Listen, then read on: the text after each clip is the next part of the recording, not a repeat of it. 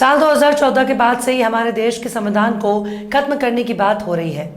कई नेता भी हमारे संविधान को लेकर बयानबाजी करते नजर आते हैं, पर क्या संविधान खत्म करने देश का वजूद खत्म हो जाएगा? हमारा संविधान बदलना इतना आसान नहीं है जितना आसान बताने की कोशिश होती है। गेरुआ टोला अक्सर ही भारत को हिंदू राष्ट्र घोषित करने की मांग करता है। कई संत महंत और आचार्य की भी भारत को हिंदू राष्ट्र बनाने की वकालत करते हैं। बागेश्वर वाले धीरेन्द्र शास्त्री भी कई बार भारत को हिंदू राष्ट्र बनाने की मांग करते हैं। लेकिन अगर आपसे कहा जाए कि भारत को हिंदू राष्ट्र बनाने की कोई ज़रूरत नहीं है, क्योंकि भारत हिंदू राष्ट्र बनाया जा चुका है, हमारे देश के संविधान को खत्म किया जा चुका है और केवल ऐलान होना बाकी है, तो आपको कैसा लगेगा? लेकिन हाल फिलहाल में देश की अदालतों की तरफ से ऐसे बयान और फैसले सामने आए जिसमें संविधान के खत्म होने की दास्तान नजर आ रही है। यानी कल तक जो लोग कहते आ रहे थे कि भारत को हिंदू राष्ट्र बनाया जाएगा और हम लोग भारत को हिंदू राष्ट्र बनाएंगे, उनको अब ज़्यादा परेशान होने की ज़रूरत नहीं है, क्योंकि अब देश के संविधान का पलीता लग चुका है और अब धीरे धीरे मनुस्मृति का कानून लागू किया जा रहा है और इसकी शुरुआत भी भारत की अदालतों से हो चुकी है। जिन अदालतों को संविधान का रक्षक माना जाता है, अब उन्हीं अदालतों से संविधान की धज्जी उड़ाने की खबरें आ रही हैं।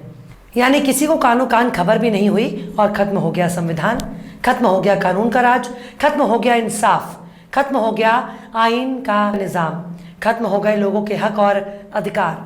सलाम, नमस्ते, सत श्री अकाल। मैं हूं आपके साथ हर्षिता मिश्रा और आप देख रहे हैं टाइम्स मेल।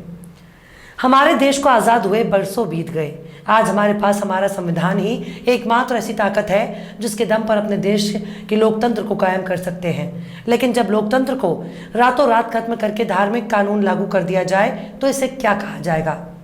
आज़ाद भारत के पास अपना संविधान है, लेकिन इसी संविधान के होते हमारे नेता ही खुद को राजा मान रहे हैं और राजाशाही परंपरा का पालन कर रहे हैं। तो फिर कैसा संविधान और कैसा लोकतंत्र?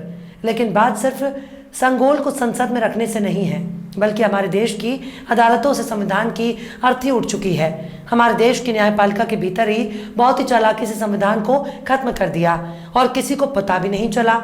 अब हमारे देश की अदालतों में धर्म के आधार पर फैसले सुनाए जा रहे हैं। जिन अदालतों में संविधान और लोकतंत्र की बात होनी चाहिए, अब वहाँ मनुस्मृति की बात हो रही है, अब वहाँ धर्म के कानून की बात हो रही है और ये सब कुछ बहुत ही शांति से हो रहा है।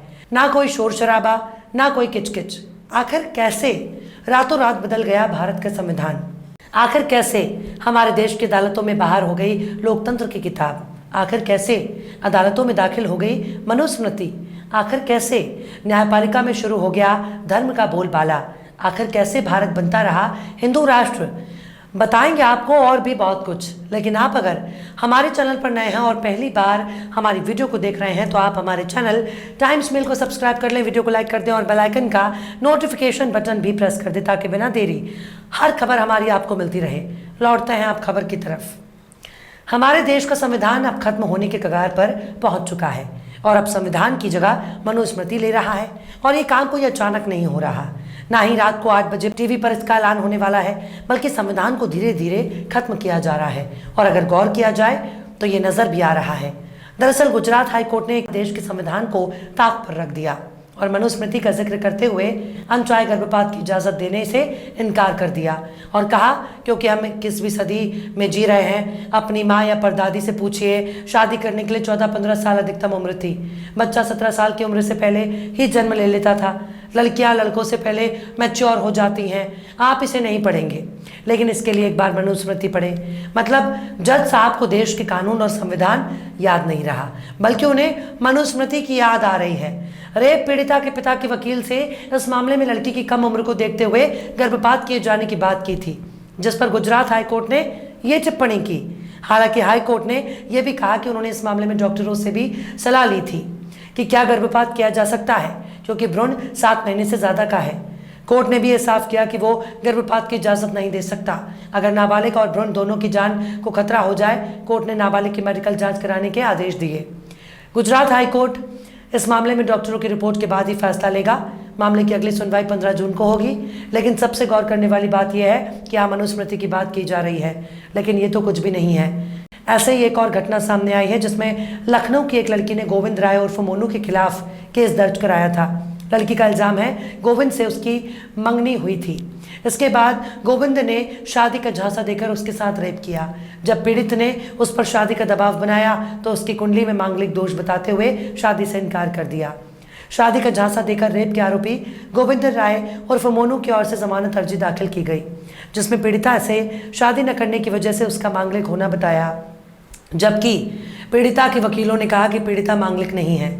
दोनों पक्षों की बहस सुनने के बाद इलाहाबाद हाईकोर्ट की लखनऊ बेंच ने 23 मई को आदेश दिया कि दोनों पक्ष 10 दिन के अंदर अपनी अपनी कुंडली को लखनऊ यूनिवर्सिटी के ज्योतिष विभाग को दे दें। इसके साथ यूनिवर्सिटी के ज्योतिष विभाग के एचओडी ने कहा कि पीड़िता की कुंडली की जांच करके एक बंद लिफाफे में 3 हफ्ते के अंदर हाईकोर्ट की रिपोर्ट पेश करें। मतलब अब हमारे देश की अदालत ज्योतिषी के मुताबिक कुंडली देखकर जुर्म का फैसला करेगी। अब अदालत कानून के बजाय कुंडली देखकर इंसाफ करेगी। पर गनीमत रही कि जब ये मामला सामने आया तब हमारे देश की सबसे बड़ी अदालत ने खुद ही नोटिस लेते हुए हाईकोर्ट के आदेश पर रोक लगा दी। हाईकोर्ट के आदेश पर सॉलिसिटर जनरल तुषार मेहता ने कहा कि इस आदेश पर रोक लगाई जाए। सवाल ये नहीं है कि मांगलिक तय किया जा सकता है कि नहीं, ज्योतिष भी एक विज्ञान है। सवाल यह है कि क्या कोर्ट ऐसा आदेश दे सकता है। लेकिन सबसे गौर करने वाली बात यह है कि हमारी न्यायपालिका ने धीरे धीरे ऐसे लोगों की मौजूदगी हो गई जो कानून और संविधान को ताक पर रखकर धर्म के आधार पर फैसला सुना रहे हैं। पर यह भी धर्म और आडंबर के नाम पर अदालत का कोई अंतिम फैसला नहीं है। इस घटना से तकरीबन 2 साल पहले भी एक अजीबोगरीब मामला सामने आ चुका है, जिसमें अदालत ने गौहत्या के मामले में जमानत पर सुनवाई करते वक्त कहा था कि वैज्ञानिक मानते हैं कि गाय ही एकमात्र पशु है जो ऑक्सीजन लेती है और छोड़ती है, और गाय के दूध, उससे तैयार दही और घी, उसके मूत्र और गोबर से तैयार पंचगव्य कई असाध्य रोगों में लाभकारी है। इलाहाबाद हाईकोर्ट के जस्टिस शेखर कुमार यादव ने याचिकाकर्ता जावेद की जमानत याचिका खारिज करते हुए ये टिप्पणी की थी। जावेद पर आरोप लगा कि उसने अपने साथियों के साथ मिलकर वादी खिलेंद्र सिंह की गाय चुराई और उसका वध किया। अदालत ने अपने निर्णय में कहा कि हिंदू धर्म के अनुसार गाय में 33 कोटि देवी देवताओं का वास है। ऋग्वेद में गाय को अगन्या, यजुर्वेद में गौर, अनुपम में और अर्थवेद में संपत्तियों का घर कहा गया है। भगवान कृष्ण को सारा ज्ञान गौचरणों से ही प्राप्त हुआ। ईसा मसीह ने एक गाय या बैल को मारना मनुष्य को मारने के समान बताया। बाल गंगाधर तिलक ने कहा था कि चाहे मुझे मार डालो लेकिन गाय पर हाथ ना उठाओ। पंडित मदन मोहन मालवीय ने संपूर्ण गौहत्या का निषेध करने की वकालत की थी। भगवान बुद्ध गायों को मनुष्य का मित्र बताते हैं, वहीं जैनियों ने गाय को स्वर्ग कहा है। अदालत ने कहा, भारतीय संविधान के निर्माण के समय संविधान सभा के कई सदस्यों ने गौरक्षा को मौलिक अधिकारों के रूप में शामिल करने की बात कही थी। हिंदू सदियों से गाय की पूजा करते आ रहे हैं। ये बात गैर हिंदू भी समझते हैं और यही कारण है कि गैर हिंदू नेताओं ने मुगल काल में हिंदू भावनाओं की कदर करते हुए गौवध का पुरजोर विरोध किया था। मतलब यहाँ बात होनी चाहिए थी कानून और संविधान की, लेकिन जज साहब 33 कोटि देवी देवताओं की बात करने लगे। अब क्या अब धर्म के आधार पर अदालतों में सुनवाई होगी? लेकिन यह भी कोई अदालत का अंतिम फैसला नहीं है। इससे पहले राजस्थान हाईकोर्ट के जज महेश शर्मा ने कार्यकाल के आखिरी दिन एक अहम मसले पर सुनवाई के दौरान कहा कि मोर एक ब्रह्मचारी पक्षी है, इसलिए उसे राष्ट्रीय पक्षी घोषित किया गया। मोरनी मोर के आंसू को पीकर गर्भ धारण करती है। हालांकि जज साहब के बयान में कोई भी सच्चाई नहीं है। मोर और मोरनी भी वैसे ही बच्चे पैदा करते हैं जैसे बाकी पशु पक्षी करते हैं। आपने मोर को पंख फैलाकर नाचते हुए देखा होगा। दरअसल वो मोरनी को मोहित करते हैं। मोरनी मोर के रंग बिरंगे पंखों से काफ़ी आकर्षित होती है और जब उसे मोरनी की सहमति मिल जाती है तब मोर मोरनी संबंध बनाते हैं। इसके बाद जैसे इंसान और पशु गर्भवती होते हैं वैसे ही मोरनी भी गर्भवती होती है।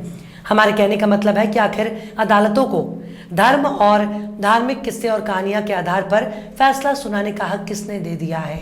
अगर धर्म के आधार पर फैसले होने लगेंगे तब तो इस्लामिक शरीयत के मुताबिक बलात्कारियों को बीच चौक पर सिर कलम करने की सज़ा दी जाएगी और उनकी लाश चौराहे पर टांग दी जाएगी।